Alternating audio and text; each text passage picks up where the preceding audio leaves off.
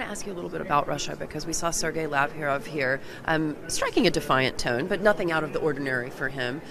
Do you think that there were any significant moves made, not just by the Europeans, but also this massive American delegation, to at least further the conversation with the Russians? Well, I think there was certainly unity of opposing Russia. It was in everyone's speech, including Chancellor Merkel's. The recognition that in fact there is a common problem, and a lot of the conference was all about the United States being a reliable supplier of liquefied natural gas. The fact that Russia's, if you will, real hook here in Europe has been their ability to deliver gas. And I think a lot of the discussion was on the national security of, do we want to use Russia? Yes. Do we want to depend on Russia? Maybe not so much. And switching gears here, one of the conversations that I've been having over the last couple of years, particularly involving Saudi Arabia and the United States with their move toward nuclear energy. A lot of questions about whether or not they will be able to do a nuclear agreement with the United States that would then bypass 123, which would mean that if they wanted to, they could potentially enrich uranium. Pushback from the U.S. Department of Energy, they say that's not going to happen. The Saudis then could go elsewhere. They could go to Russia. They could go to China. How worried are you by this development? I think we're worried about Saudi nuclear ambitions only for one reason, and that is they have the same common challenge we have, which is Iran. If we can prevent a nuclear Iran, we can always basically negate any desire by the Saudis to have nuclear capability, and that's something that's in our hands. We make sure Iran doesn't become nuclear ready. We know that the problems with Saudi Arabia don't happen. We fail to do it. We have to recognize that that balance will be something they'll demand, and if we don't supply it, others will.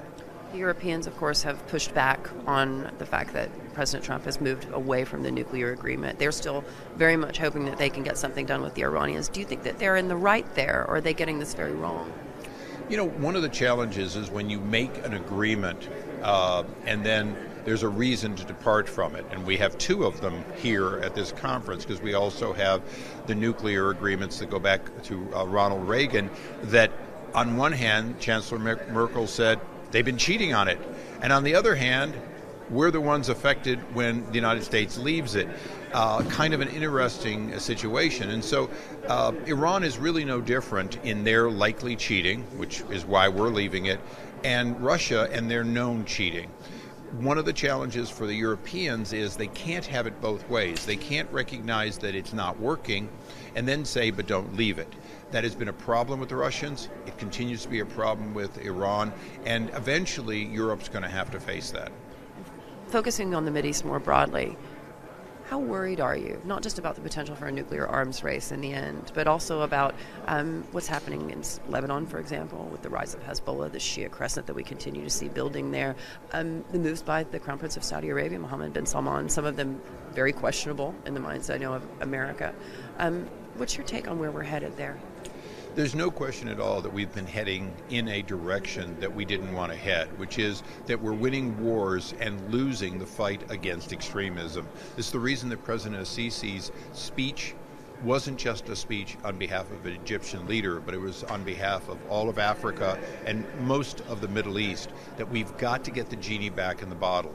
That does mean stemming the aspirations of Iran, but it also means the Sunni world coming to grips with their extremism, which is in fact the other half of the problem. And when you think about how far President Sisi has come, a lot of folks are very concerned about the constitutional moves to change the term limits. I spoke to him late last year, and he told me, he'll serve at the will of the Egyptian people.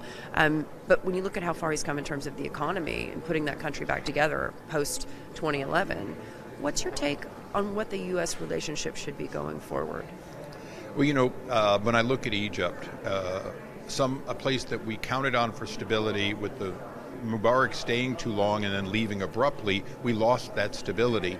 I think for most of us as Americans, if the Egyptian people are willing to support his being at least there as long as Merkel has been in Germany, is probably good for Egypt and good for our relations.